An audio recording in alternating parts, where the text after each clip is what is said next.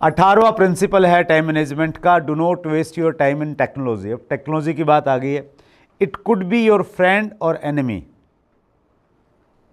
ये दोनों में से कोई भी काम आपकी कर सकती है, और हमें से ज़्यादातर की टेक्नोलॉजी जो है ना वो एनिमी का काम कर रही है।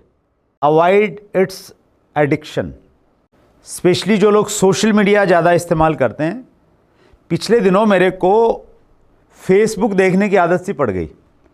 पड़ी कैसे, मैंने अपने कुछ पोस्ट डाले, उन पे खूब सारे लाइक आए, बढ़िया बढ़िया कमेंट्स आए, और मेरे को लगा यार मतलब वो लगता है ना, अच्छा लगता है आपको देख के पढ़ के, तो मेरे को इतनी एडिक्शन हो गई, मैं जाऊं देखूं किसने क्या कमेंट्स किया, मैं बड़ा परेशान। तो तन्वी का मैंने देखा है, तन्वी अपने फ़ोन को कई बार जब वो पढ़ती है ना अलमीरा में रख देती है, तो मैंने कहा अलमारी में क्यों रख रखा है, बोले पास में रहता तो मेरा ध्यान जाता है, तो इसलिए मैंने अलमीरा में रख दिया। तो ऐसे ही मैंने देखा उसके कुछ वो देख रही थी, कुछ तो कर रही थी वो, तो बोली कि इंस्टाग्राम वाली ऐप मैंने ऐसी छुपा के रखी है अंदर में, ताकि मैं वहाँ पे जाऊँ तो मेरे को थोड़ा टाइम लगे उसमें ढूंढने में, उसमें करने में। तो उस टेक्निक का इस्तेमाल करते करते मैंने भी उसको छुपा दिया फेसबुक को, तो फेसबुक मुझे दिखता नहीं है। फेसबुक पे खोलने के लिए 2-3 फोल्डर के अंदर से जाके ढूंढना पड़ता है मेरे को। तो वैसा कुछ आपको तरीके ढूंढने पड़ेंगे कि जो चीज़ आपको डिस्टर्ब कर रही है ना, उसको आप टिपिकल कैसे बना दें, उसको मुश्किल बना दीजिए आप। जैसे आपको अगर आदत है मीठा खाने की, तो मीठे को ऐसी जगह छुपा के रख दीजिए कहीं ऊपर में जाके, मतलब आपने ही रखा है, लेकिन आपको मतलब उसमें मेहनत करनी पड़ेगी, कहीं से स्टूल उठाना पड़ेगा, कहीं से देखना पड़ेगा, फिर जाके वो लड्डू वहाँ से उतारना पड़ेगा। तो उस प्रकार के कुछ तरीके आपको ढूंढने पड़ेंगे टेक्नोलॉजी को लेके भी, अगर वो आपको परेशान कर रही है तो। हाँ जी, इसमें एक पॉइंट और है, सबके फ़ोन में ना एक लिमिटर लगा सकते हैं एप्लीकेशंस पे, और फ़ोन्स की सेटिंग में जब जाके देखते हैं तो हर एप्लीकेशन पे, व्हाट्सएप पे कितना टाइम लगाया है, इंस्टाग्राम पे कितना टाइम लगाया है, वो सब देख सकते हैं। तो जनरली जब पूरा दिन खत्म होता है हमें लगता है कि बहुत ज़्यादा नहीं देखा है, पर वो 3-5 घंटे हो जाते हैं। मैंने खुद अपने में देखा कि 3 घंटे इंस्टाग्राम का डेली यूज़ हो रहा था, तो फिर उस पर मैंने 1 घंटे का लिमिट लगा दी कि कुछ भी होगा तो 1 घंटे की लिमिट में, तो वो एक्सटेंड होगा तो पता चलेगा कि हाँ 1 घंटा मैं दे चुका हूँ इंस्टाग्राम। तो उसमें कुछ मैसेज आ जाता है, कुछ ऐप खोल नहीं पाएंगे आप, उसमें इग्नोर लिमिट का ऑप्शन आता है कि इग्नोर कर सकते हैं लिमिट को। अच्छा, मतलब वो खुलेगी नहीं, मतलब खुलेगी नहीं, मतलब आप उसको इग्नोर कर सकते हैं, पर आपको पता चल जाएगा कि आप 1 घंटा दे चुके हैं इस चीज़ को। नहीं, वो सेटिंग में जाके करना उसका। हाँ जी, हाँ। एप्पल में तो सीधा सीधा है, एंड्रॉइड में आपको एप्लीकेशन मिल जाएगी, ऐप लिमिटर करने का डेली यूज का उसको सेट कर देना है, हर एप्लीकेशन को कर सकते हैं। एंड्रॉइड में ऐप लिमिटर आप सर्च करेंगे प्ले स्टोर में तो आपको मिल जाएगी वो एप्लीकेशन। अच्छा, वो डाउनलोड करना है एप्लीकेशन पड़ेगा। तो पॉइंट ये है यहाँ पे कि जो एडिक्शन हमें लग गई ना, जैसे चाय की क्या है, एडिक्शन है, लत लग गई है, तो अभी टेक्नोलॉजी की जो लत है ना बड़ी खतरनाक लत है।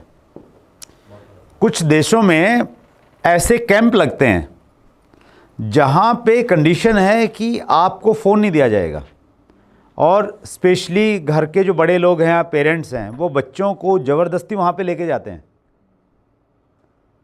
और बच्चे छटपटाते हैं उसमें, बच्चे भी हो सकते हैं, बड़े भी हो सकते हैं, वो छटपटाते हैं कि फ़ोन के बिना तो रहा नहीं जाएगा। तो मतलब इतनी एडिक्शन लग गई है उस चीज़ की। और आप छोटे बच्चों को देखिए होगा, आपने 1-2 जगह देखी होंगी चीज़ें, मैंने देखी कि हमारे घर पे कोई गेस्ट आया, उनके पास में छोटा सा बच्चा, अब पहले पेरेंट्स ने उसको मोबाइल देना, गेम दे दिया, अब उस बच्चे को इतनी लत लग गई है कि आप उससे फ़ोन लेंगे वो हंगामा खड़ा कर देगा, रह ही नहीं सकता उसके बिना। तो वो एडिक्शन पहले हमें खुद की छोड़नी है, उसके आसपास में बाद में जो हमारे नज़दीक में लोग हैं उनको थोड़ा हेल्प करना है हमने।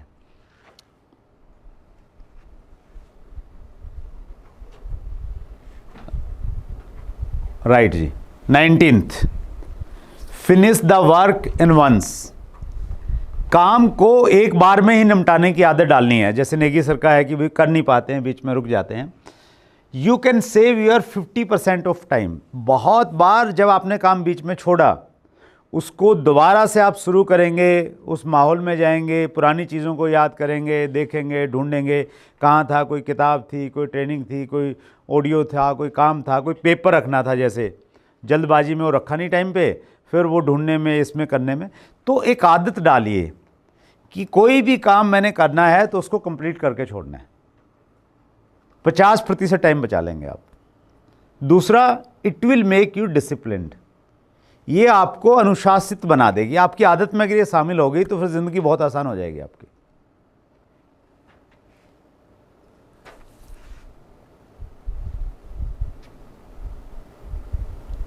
मल्टीटास्किंग। मल्टीटास्किंग होता है एक साथ में कई सारे काम करना। हालांकि मैं दोनों चीज़ों में विश्वास करता हूँ। जब मेरे को थोड़ा कूल माइंड चाहिए तो तब मैं मल्टीटास्किंग नहीं करता हूँ। स्ट्रेस कम लेना है तो आपने मल्टीटास्किंग से बचना है। आपको अगर उस प्रकार का कोई इशू है तो वैसा कुछ इशू नहीं है तो आप मल्टीटास्किंग कर सकते हैं। मल्टीटास्किंग क्या है? अब इसमें क्या कर सकते हैं आप, जैसे आप audio listening and book reading in travelling time. आप जब सफ़र कर रहे हैं ना, उस समय आप, पहले तो टेप आती थी तो अभी ऑडियो आती है। आप में से कितने लोग हैं जो ऑडियो बुक सुनते हैं? कितने लोगों ने सुनी है ऑडियो बुक? सुनिए, रेगुलर नहीं, वही पेपर। कभी कोई सुनी है? अवतार जी, ऑडियो बुक मालूम क्या होता है? क्या होता है? ऑनलाइन में जैसे बुक आती है ना, हाँ पढ़ते हैं, वैसे वहाँ रिकॉर्डिंग होती है, उसको हाँ, उसको सुना जा सकता है। बट अभी शुरू नहीं किया, सोच रहे। मैं आजकल बहुत ज़्यादा, मैं क्या करता हूँ, मैं दोनों काम करता हूँ। पहले ऑडियो बुक सुनता हूँ, जैसे वॉक कर रहा हूँ या ट्रेडमिल पे चल रहा हूँ तो उसमें वो जा रही है, दिमाग में जा रही है वो। स्पेशली आजकल मैं अंग्रेज़ी की किताबें और वो सुनना शुरू किया है मैंने ज़्यादा।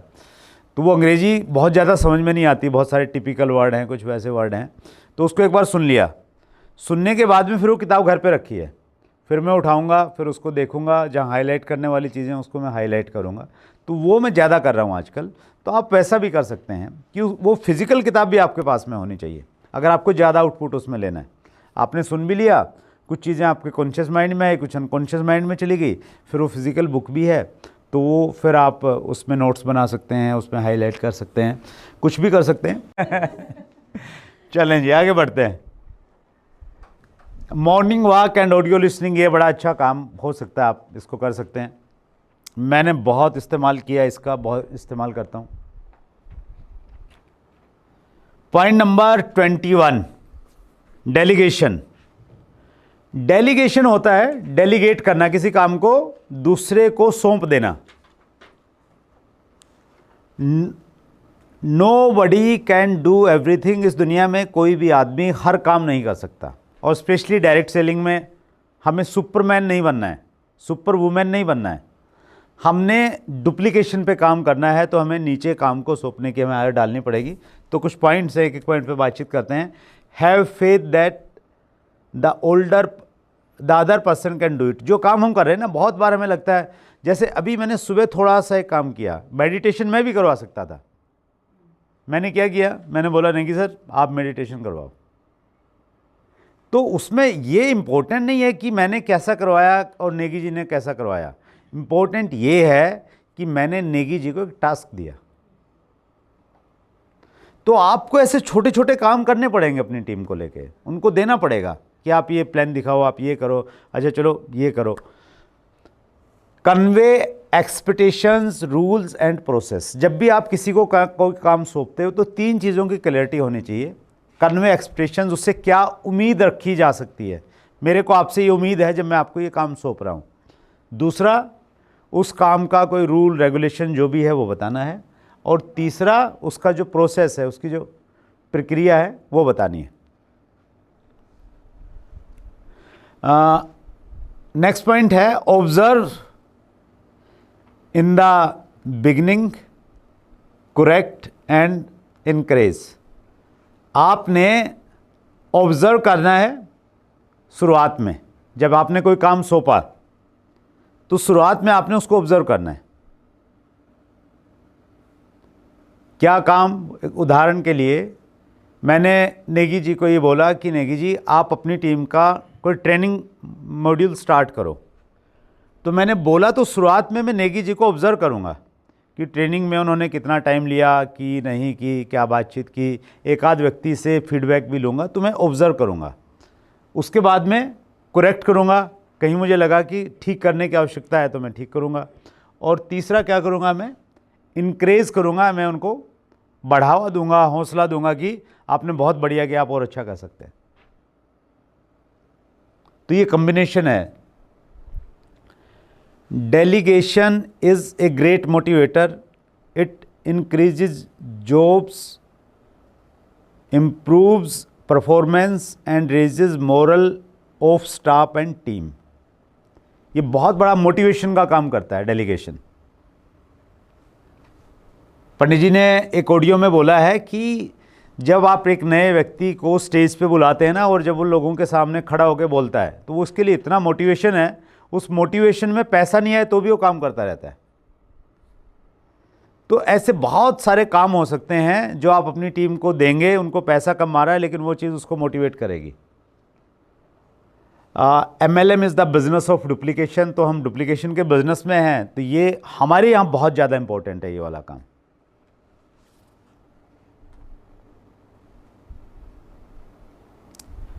डेलीगेशन डिफ़िकल्टीज़ डेलीगेशन, क्या क्या डिफ़िकल्टीज़ आती हैं? ये थोड़ा रिस्की रहता है। सामने वाले को आपने बोला प्लान देना है और वो नहीं दे पाए तो शायद एक ज्वाइनिंग चली जाएगी आपकी, तो रिस्की है थोड़ा सा, इसलिए हम कई बार इसको डिनाई करते हैं। वी इंजॉय डूइंग थिंग्स, बहुत बार हमें ही मज़ा आ रहा होता है करने में, हमें स्टेज इतनी अच्छी लगती है, हम नीचे वालों को देते ही नहीं वो। तो उस चीज़ से, उस मज़े से थोड़ा सा हमने बाहर आना है। It is a slow process. आप काम करते हैं, खुद करते हैं, थोड़ा जल्दी हो जाता है, किसी दूसरे को देते हैं तो थोड़ा स्लो रहता है। Nobody can do it as well as I can. बहुत बार हमें लगता है कि जितना अच्छे से मैं कर लूँगा उतना कोई दूसरा नहीं कर पाएगा, तो ये एक प्रॉब्लम रहती है। They think that instead of wasting time in teaching others, it would be better if they do the job themselves. बहुत बार ये लगता है कि सामने वाले को सिखाने में टाइम लगेगा, तो उससे बढ़िया यही है कि मैं ही कर लेता हूँ, थोड़ा जल्दी काम हो जाएगा। तो ये एक बड़ी प्रॉब्लम रहती है हम लोगों के साथ में।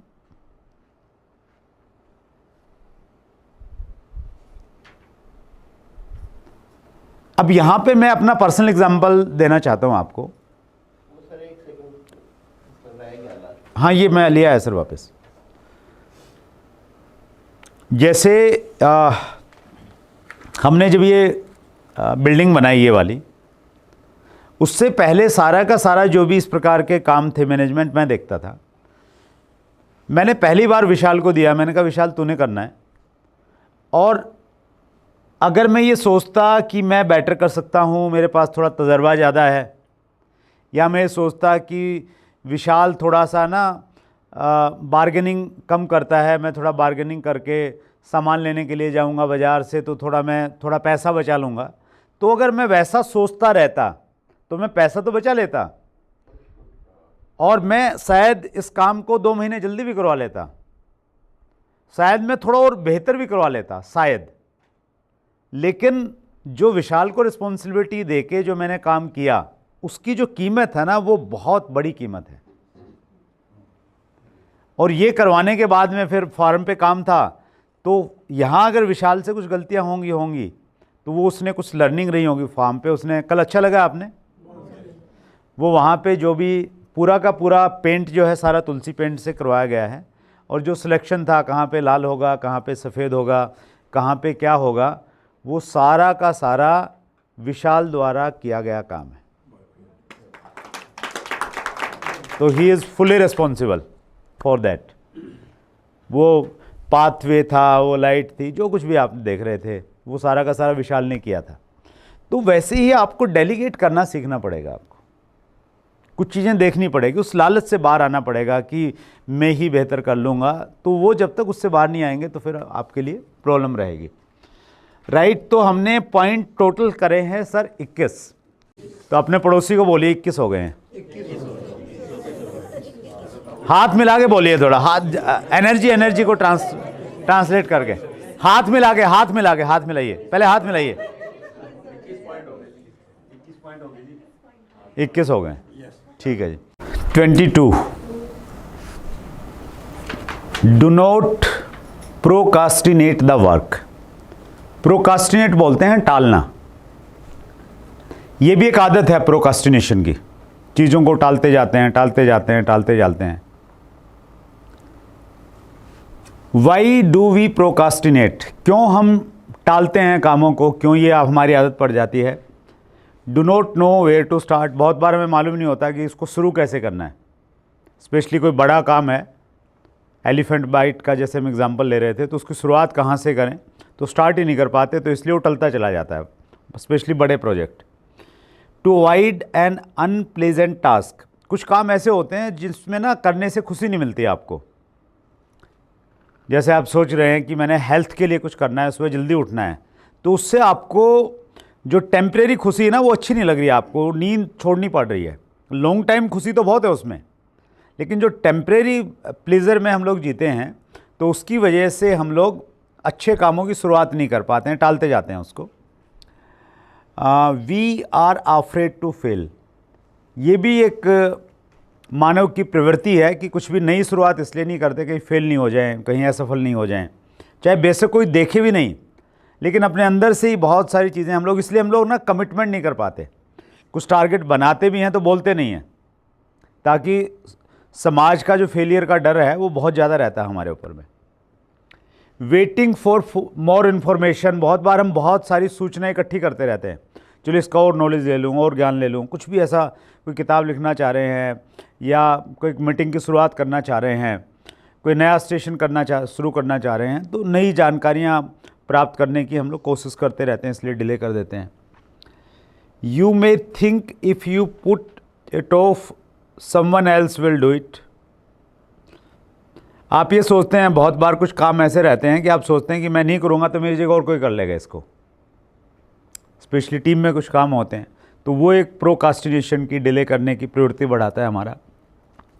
यू आर ओवर कमिटेड, बहुत बार हम लोग बहुत ज़्यादा ओवर कमिटेड होते हैं, और ओवर कमिटेड भी कुछ ऐसी चीज़ों में होती हैं जो बहुत ज़्यादा इम्पोर्टेंट नहीं है हमारी ज़िंदगी में, बहुत ज़्यादा फ़ायदा उनका होगा नहीं, उनमें लगे पड़े हैं, तो इसलिए अच्छी चीज़ें जो हमें शुरू करनी चाहिए थी उनको टालते रहते हैं।